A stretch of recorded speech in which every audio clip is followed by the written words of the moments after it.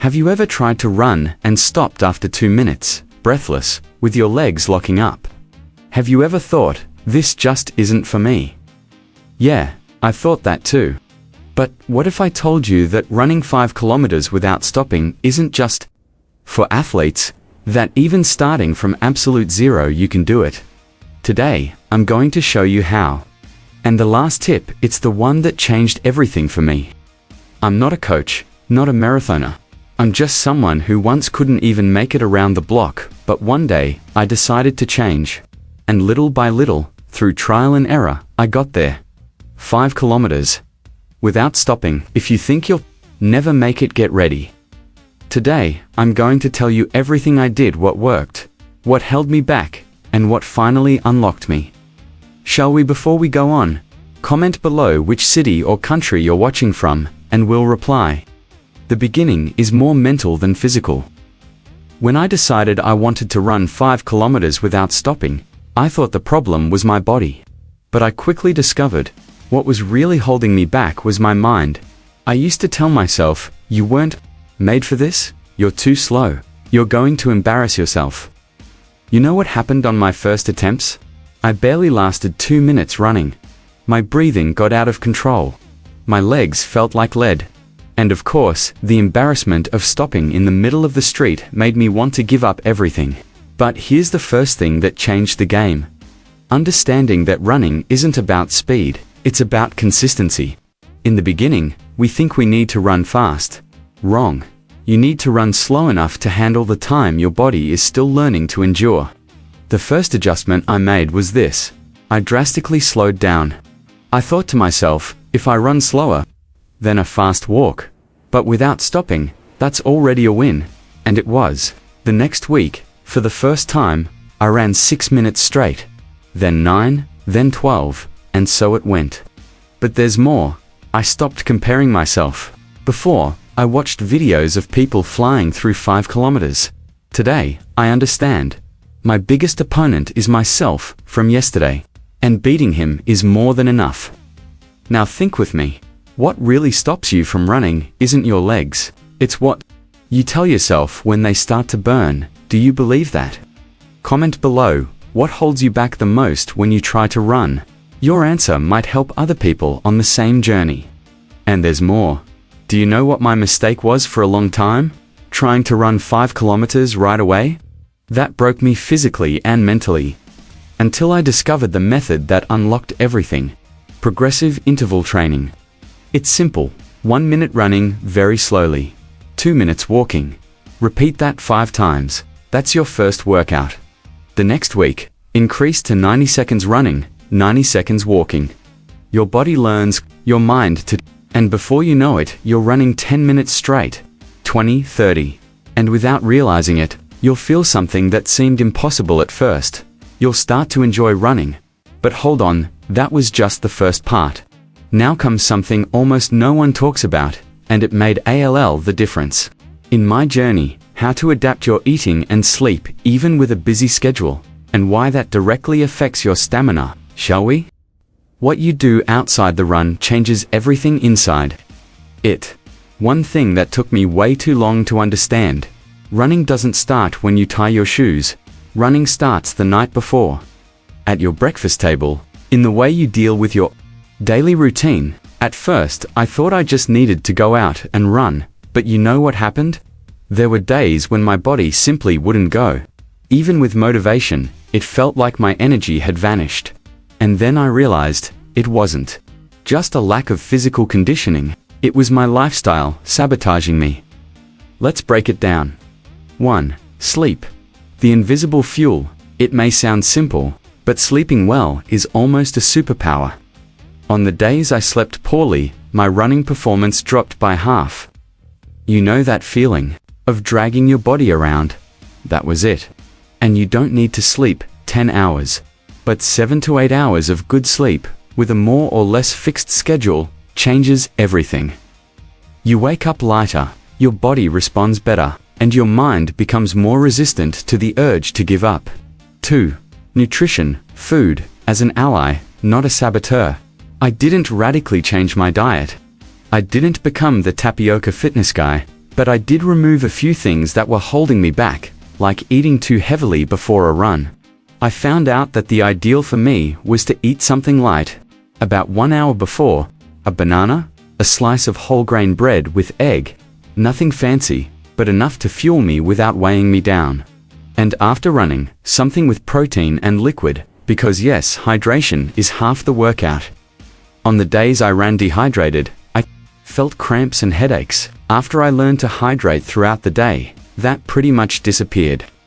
3. Routine. Consistency lives in the simple things. Another thing. I used to think I needed to run every day to improve, but running every day left me more tired, more frustrated, and further from those 5 kilometers. So I did something different. 3 days a week. That's it. Tuesday, Thursday, and Saturday. Fixed days, almost fixed times, and that created a habit. Running became part of the week, like brushing my teeth. And then, my body started to prepare itself even before I started. It's not about training more, it's about training smarter. Now think with me, have you been making space in your routine to support your run, or are you just trying to force it through sheer effort? Comment below. What gets in the way of your routine today when trying to stay focused? Sleep, food, lack of time. Your answer might inspire simple solutions for others watching.